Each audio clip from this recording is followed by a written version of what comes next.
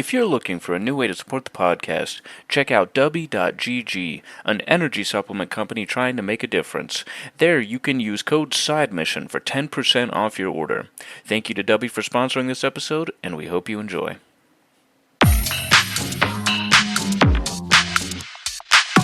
Welcome into the newest episode of Side Mission.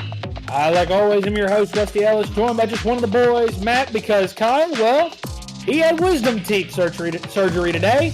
So that man is not talking, which I know there are going to be some people that are like, oh man, we're going to miss him. He's funny. There's going to be an equal, if not greater, amount of people that go, yes, finally.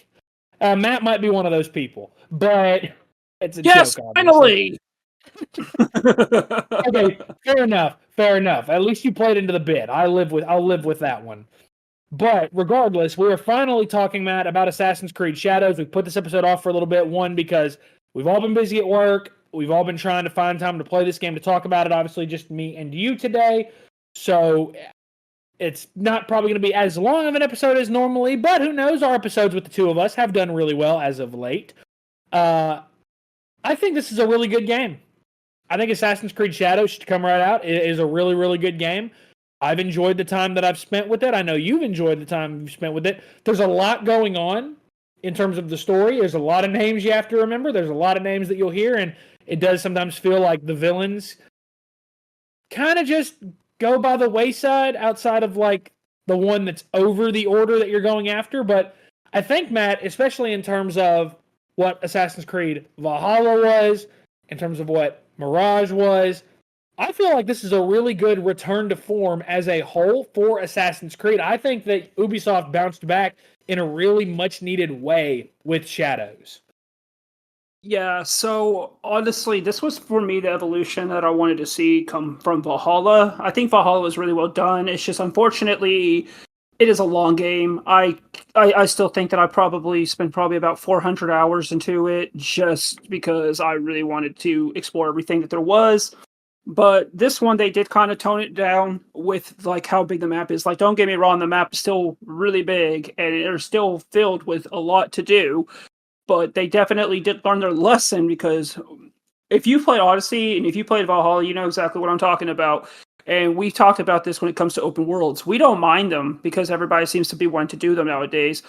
But just make your world make sense. Like, you don't have to fill it up with just the most tedious side quests or just the most like abysmal kind of loot, which is honestly, go back to Odyssey, go back to Valhalla, look at the map, look at how much treasure there is to find. It's just such pointless stuff. Now the way AC Shadows does it is they do actually make a lot of the world, like, let me just say this. Japan in this game is beautiful. The graphics are really well done here. I love the fact that, you know, we have seasons now as you progress through the story. Sometimes when you're just fast traveling, the seasons will change and really cool things will come up with those season changes. Like, it's really cool to see one area at one point, it's just blanketed in snow, and then the next, it's like cherry blossoms. Like, it is gorgeous. And they didn't overdo it with the side quests this time around. But where I will say that they overdid it is if you pull up the, you know, basically your objectives, the whole map is basically empty at first, but as you progress, like, it's going to fill up big time, and then it's really going to start hitting home. Good lord, there is a lot to do in this game. Like, I pulled mine up right now, and I've got maybe 7 or 8 different like groups of enemies that I'm supposed to kill, or I have a certain number of bandits or thieves or pirates to kill. You know, things to find such as teacups or like different emblems that are scattered all around the place. But like they filled it up, but not to the point where I feel overwhelmed like I did in Assassin's Creed Odyssey and Valhalla. Yeah, I can agree with that. I think that it's, you know, there's certainly a lot to do in this game, which Assassin's Creed games, like you said, like you just really ran through there with Valhalla, and even going back to like Assassin's Creed Odyssey, Ubisoft's kind of become known for just cramming as much as they can into one map and saying, here's a bunch of shit you can go and do. But I do feel like they did finally find somewhat of a balance here. where it was finally like, there are a good amount of side objectives to go do, good amount of side quests you can go on. There are just some random things that you can go do as well, like enemy bases, which you can stumble upon and kind of just assassinate your way through before you get to the leader of that base. And then that may open something up for the main storyline as well in terms of finding some information that you didn't have before. I do want to touch, like you said, on the visuals, because the performance of this game is really impressive. It is really, really impressive what they've been able to do with the hardware here. Again, it feels like in this generation, we've not seen a bunch of games really maximize the PS5 and the Xbox Series hardware, but I feel like this game found a way to do that. My one complaint was when you're at your base, I think it's just the hideout is what they called it. I think it's just it's something like that. Just the hideout, yeah. So when I was in the hideout, I randomly would only get like 30 frames per second. It was very noticeable. But when I went into the open world, I was right back up to 60. In the open world, it's beautiful. It's gorgeous. It almost looks like kind of a mix of art styles between Assassin's Creed, Rise of the Ronin, and Ghost of Tsushima. It almost looks like that. And again, Rise of the Ronin and Ghost of Tsushima, I love the art styles, love the visual design of those worlds. So for Ubisoft to take from those blueprints and to make it their own, I was really impressed with. I liked that quite a bit. Again, outside of the hideout, where for some reason there were some real performance issues, and maybe they've addressed that. Maybe they will address that at some point. I don't know. But it didn't end up detracting too much from my opinion of what I thought of this game performance-wise. I thought very, very highly when it came to that aspect. I also think that Assassin's Creed games have had good combat for years, and I do feel like this game is the best combat they've done in a while. Yes. Mainly because the variety of weapons you can use, I feel like they all feel different and they all feel unique, and they don't really feel like, it's just a smaller version of what I was using before, or it's just a bigger version of what I was using before. It felt like, okay, there's variety here. There are certain trade-offs to using different kinds of weapons. Like early on, obviously, you kind of just get stuck with just a basic sword, and that's just normal. You feel like you've played this before, but as you find more weapons, I think I used kind of a kunai type weapon at one point because it did more damage, and it was like, okay, the parry window is a little bit tighter on this, but if I can nail it, I'm going to do a lot more critical damage because of just the way this weapon plays. And I liked that. It was that risk-reward factor. I liked that quite a bit as well. Something very interesting, and Matt, I think this caught both of our eyes when we saw this. Two different protagonists, two different playable characters, and we haven't really seen that since Assassin's Creed Syndicate. It worked. I thought it worked really well there. I think it works really well here because, again, Yasuke and Naoe, they feel very different. They feel and play very different, and they have different abilities. Naoe is more of that classic Assassin's Creed character that can climb, can run, jump, do all this stuff that you're used to in Assassin's Creed. Yasuke can do that, but he's more of a tank. He's more of I'm here to deal damage. I can take a lot of damage.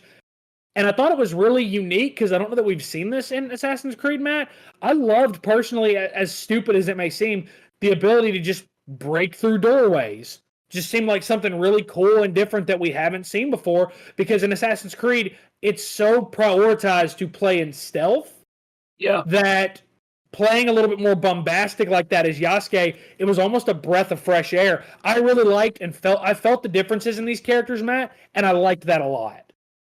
Yeah, same here. Honestly, it's kind of crazy because when you are playing through the campaign, you don't typically unlock Yasuke till about 6 or 7 hours in. And honestly, it's like when I got to him, I didn't really play him that much unless it was basically I was forced to, whether it was a side quest that involved him, or like just like one of those little things like performing kata, which is just basically a little mini game where you just hit button presses. But as I started using him just a little bit more, there are just moments where I just really told myself, I really don't want to play this stealthy. And I like the fact that we are given an option to play a character who will just bust through the door and has more rations to heal. He has different weapon types. He has the samurai sword. He has the naginata. He has the bow. He has the teppo. just more variety that goes into how you're going to approach basically going to an enemy castle. And I love the animations for his brutal kills. Like they are very, very brutal. From like this guy's just straight up cut off arms, heads, crush their necks down. Whereas when you finish you do a finisher as Nawe, she just basically will slice their throats or just stab them. So the way that you have the shinobi and then you have the samurai and how they have completely different play styles and how they play really well into that, I think they did a great job with the combat. I don't feel like that the combat gets repetitive, and like with previous Assassin's Creed games, I did feel like it got repetitive because it was just basically the same type of kill animation. It was the same type of approach. But here they absolutely fleshed it out and they kept it feeling different and unique for each character. And I like that how they pull that off because of the different type of weapons that you can use and the different ways you approach. Like sometimes I want to be stealthy. Sometimes I just want to go and kill things. Yeah, I agree. I love that it gives you that freedom of choice because you can get into combat with Nawe. It's probably not your best bet at success. Yeah. But with Yasuke, it's encouraged. And it's like, hey, you can try to play stealthy, but that's really not going to maximize what he can do as a playable character. So I felt like in that regard, they maximized Yasuke. And with Nawe in stealth, again, it's that classic Assassin's Creed feeling. Like if you've played Assassin's Creed, you're going to feel at home playing as her because she has all that same similar feeling that you have whether when you played as Ezio or when you played as Connor Kenway or any of them. You're going to feel right at home with Nawe as well. Now, the story is, I will say it's all right. It's not groundbreaking by any means. It very much is almost a classic revenge tale that I feel like we've seen told in Assassin's Creed a couple times over at this point. It takes place during the final era of the Sengoku era, which, funny enough, and I will say this, we've seen this era in history quite a few times in the last 10 years of gaming. And I will say, what I'm impressed with is that every game that goes to this time period, whether it be Sekiro, I believe Rise of the Ronin took place around the time of the Sengoku era as well. Yes. I feel like for an era that we see a lot of, and I probably missed a few games in there that have done it, I feel like it feels very fresh every time. It feels very fresh. So I do give Ubisoft a lot of credit in that they managed to keep a period of time that we've seen quite a lot of in gaming in recent memory. I give them credit because they kept it fresh, and I like that. I don't feel tired of this era. It's a very notable era in Japanese history, and it's an era that I hope we see even more of in games moving forward because I just like this time period. Again, betrayal, conquest, that was such a massive part of this time period in Japan that I just enjoy it every time we see it because there's so much interest. There's so many things that are interesting that happen at one time in this time period. It does devolve into a little bit of a classic revenge story, though. And I do think Oda Nobunaga is a really compelling villain, but I do think that's where my critique kind of starts, Matt, is that the circle of people around him are a lot less interesting than him. And that might be an Assassin's Creed issue as a whole, but I do feel like that they could have done a better job making the characters around him a little bit more fleshed out, a little bit more interesting, giving them a little bit more to do, because I just kind of felt like these were just kind of nameless, special nameless NPCs that I was going after, rather than big bads who are a part of this big circle of trust. I just kind of felt like, it all kind of feels a little bit the same. Oda Nobunaga is really cool. He's a great villain. But the rest of this, it's kind of just okay. Honestly, no, I kind of do see. I get your point exactly. Especially when you mentioned, like nameless NPCs, because that's the problem that I have with a lot of my current objective list right now. Is that's all it is. It's like, so the main group of enemies here, the Shinbaku, there basically consists of about, I want to say 10 of them. There might be less, might be more. There's a lot of them, yeah. But basically, they're scattered through all the map. And if you've played Valhalla, if you played Odyssey, especially in Odyssey, if you remember the cult leaders, it's just like that. You just have these people who are responsible for getting the storyline going with the main character Nawe, because I mean, she literally watches this group of people murder her father in front of her very eyes. But as you do progress through the story and you find out the members and like their motivations and stuff, it's so disappointing because they set them up to be like these cool masked villains who I thought would be more than just some cookie cutter like warlord daimyo, which is basically just lord, or just some regular citizen who just got involved with this group because of money and power. But that's all it was. Like, their motivations weren't really something to catch me. I mean, obviously I wanted to go after them and kill them because I feel like, they did set up a really good story. They did make you care about Nawe's relationship with her father. So once you do see him being killed, it does set you on that path, and you kind of understand Nawe's like motivations here. But as I am killing more and more of them, I'm just kind of like, why are they doing what they're doing? Because none of them are on Oda Nobunaga's side. In fact, they're part of the conspiracies to kill him and all of that. So I'm like sitting there because I probably got about 3 more left, and I don't even know because my percentage completion is still only at 40%, and I'm just like, when does Act 2 supposed to start? Because I'm still not there yet. Like, is there more villains? What's going on here? Like, I pretty much almost uncovered the whole map. It's crazy. Wait a minute. I want clarity real quick. Did you just say you're not through the end of Act 1 yet? No, dude. I'm still at 40%. You have like 50 hours into the game. Also, notice where I said I pretty much explored the whole map. Like, good Lord. Okay, I had no idea that was the... Holy crap.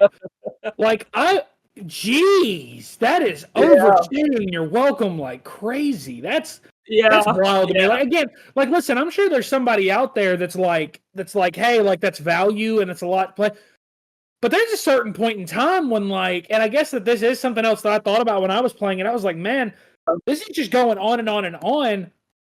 Like, why am I not to the end of this act yet? I thought that I had done something wrong to at a certain point. Good God, you're like 50 hours in though. That's insanity to me because like this game is supposed to be completable in like 20 to 30 hours, something like that. The story is like you're 50 hours in and you're not through Act 1. Like that is, and like I don't want to blame you for that because I know you've done a lot. I know I've done a fair amount. Like, good God, I can't wrap my head around that. No, it's crazy. I look at everything that I have explored. I have maybe 2 areas on the map I have not been to, which is like the key area, and the there's another area on the far left middle section of the map that I have yet to beat there as well. But that's literally it. I have 3 of these guys left to kill from the Shinbaku, and I'm still in Act 1. It's just crazy to me. When does the next act start? Yeah, that is crazy to me. Good God, Ubisoft. Like, I like this game a lot, but man, that's a hard sell for me to make to fans of the series that, hey, just so you know, I've got a friend who's 50 plus hours in and he's not through Act 1. And I'm sure you've done a lot of side stuff as well. Oh, absolutely. Yeah. But, I mean, you focused a lot on the main story as well, haven't you? Yes, I have. I mean, I know I have for the most part. I focused on the main story, and I was just like, good God, like, this just keeps going and going. Like, that's just wild to me. I'm sorry if that was a revelation that was weird for some of y'all to hear on air, but, I mean, good Lord, man. Like, that there is a point where I do feel like this game overstays its welcome a little bit because I feel like Act 1 should be more of a prologue, almost, and it feels almost instead like Act 1 is most of the game. And I think there's 3 acts in total. So if Act 1 is so heavy, that to me means that Act 2 and Act 3 probably aren't going to be as long. Therefore, it's almost like more of the emphasis was put on Act 1. And I don't think that I love that. I would like for there to be a decent level of importance to each of them. And I'm sure there is. But man, not when you spend that much time and you're not even through Act 1 yet. I mean, that's overstaying your welcome like crazy. So to get back onto the positives for this game, and then we'll go into whatever else you have left to add, Matt. I do think the side characters are pretty compelling in terms of the characters you align yourselves with. I loved Yaya, the kind of that Buddhist warrior monk. I loved her because she provided for me that depth of you always need a character to balance out the revenge aspect of it. And I feel like she did that. I feel like early on she does that a lot. And every time I meet up with her, I'm like, okay, this is awesome. I really like this character. I think that, she's awesome to have again as a support character. I want more of her. Like, it was one of those that if they put out a DLC that was just based around her and you playing as her, I think I would be into that. Like, I think I could be into that. But I think that she's also just a microcosm of the side characters, the support characters are all really good. And they all, again, they feel different. They feel like they bring different things to the table. Like Ganojo, who's more of a thief. And I think that he is not similar at all to Yaya. Obviously, like those two ideals of a thief and a Buddhist monk, those clash quite a bit. But it's so interesting to see kind of that dynamic of, do you side with someone who's more noble, or do you side with someone who's more, hey, we need to do this, whatever means necessary? I do think the side characters, Matt, were very compelling. Yeah, actually, I'm currently working on one that I have located in a province area called Wakasa. Her name is Onigiri. So far, I really do like her story. So once you get into this little small village, you see a bunch of people surrounding around her, and they're basically accusing her of trying to poison them. And basically, they're saying, "Yes, she do this. Her father was a pirate. He was an evil man." And you find out a little bit more about the story as you do an investigation. And I really like what they're doing with her. I think she's a really good character. I also like Katsuhime, who is a almost a shinobi who uses a teppo. You end up basically, as you're going after one of the members of the Shinbaku, you come across her and her father in this this whole thing about them trying to kill him, and you ended up assisting her, or she ends up assisting you, and she becomes an ally. I do like how they spread the allies. So there's not that many. I think there's probably about 6 in total. But I like the fact that some are missable, but some are part of the main campaign, like of the main story, as you are furthering your revenge quest against killing the Shinbaku. I like how simplistic they are to use. You just hold L2 and you hit up or down based off which ones you have equipped. Yaya just come up in there and just pick them and body slam them down on the ground. I like that Ganojo, is that his name? I like how when you have his second ability upgraded, when a enemy spots you, immediately he shows up. He slams down one of his exploding bombs that keeps them distracted. Like, there's little cool things like that they can do. I like, and honestly, their side quests have been some of my favorites because the story that goes out with them is really well done. And they're not too long, and they each have like 3 or different missions to complete with them, all spread across the map. I also like the fact that this is where relationships come into play. I actually had my Naue hook up with Ganojo. Another character named Ibuki actually wanted to have a relationship with Yasuke, but I didn't pursue that. I was more, you know what? I'm going to have Yasuke go after Oda Nobunaga's sister. That's funny. I'm not going to lie. That's pretty funny. So when you look at other critiques, Matt, what else stuck out to you in terms of things that you felt this game could have done better? Because I do want to reiterate, this game does outstay its welcome, I think, quite a bit. But I do think this game does a lot of things well. What stuck out to you in terms of, okay, Ubisoft, you did a lot of things well. Here's what I still need you to improve. For me, critiques will come from like the way that I feel like that they did the checkpoints this time around. When you climb up a tall tower and you view it. Honestly, one issue that I have is the fact that you can't fast travel in enemy territory. So, like, once the little line up above the screen goes red, you can't fast travel. But the majority of the eagle spots that you go to are in enemy territory. So it's like, I like to use those for fast traveling to get somewhere closer to something that I'm going to next time. I don't like the fact that when I go up there, I have to climb down or do my leap of faith, or if you're Yasuke, my leap of fail. Nice trophy, by the way. That was funny. Did you get that? Did you get that one? I haven't gotten that yet, but that is pretty funny. You just basically just go up to an eagle point of view, and then you just jump off as Yasuke, and he'll fall into like the hay barrel of hay, and he'll roll out of it, and he just like leap of fail. I thought that was clever. The other complaint that I do have outside of the locations of the fast travel points is, honestly, I hate the wanted system. Like, if you are in enemy territory, at some point an enemy rings the bell, you have these characters called the Guardians who come after you, and it takes a long time for the wanted system to go away. Basically, you have to rely on seasons changing, and seasons only change every so often, and you can't make the seasons change. I also like the fact that you can't change the time of day like in previous Assassin's Creed games. There's some side quests that involve you hunting down demons or Oni, and sometimes they only appear around certain seasons or certain times of the day. I don't want to have to stand there in the middle of a field waiting for time to change to do a quest. Yeah, I can understand that. I think that is something that, again, give us a way to pass the time or make time move a little bit faster. But I do think that there is a fair amount of standing around and just looking around versus the time you spend in actual gameplay as well. So I think that's very, very fair. Because I think this has been a good episode, Matt. Is there anything else you wanted to add before we call it? Yeah, the modern day stuff in this game. The modern day stuff in this game, it makes even less sense than any previous Assassin's Creed games. I wish they would stop. I wish they would just abandon that. I really wish they would just abandon that. Like, it lost a lot of its intrigue when Desmond died. It lost a lot of its intrigue after Assassin's Creed 3. So, yeah. I mean, I'm to the point where I wish they would just abandon that entirely. Just focus on the stuff going on in the past. That's what we play it. That's what killed the live action movie. Was too much focus on the modern day stuff.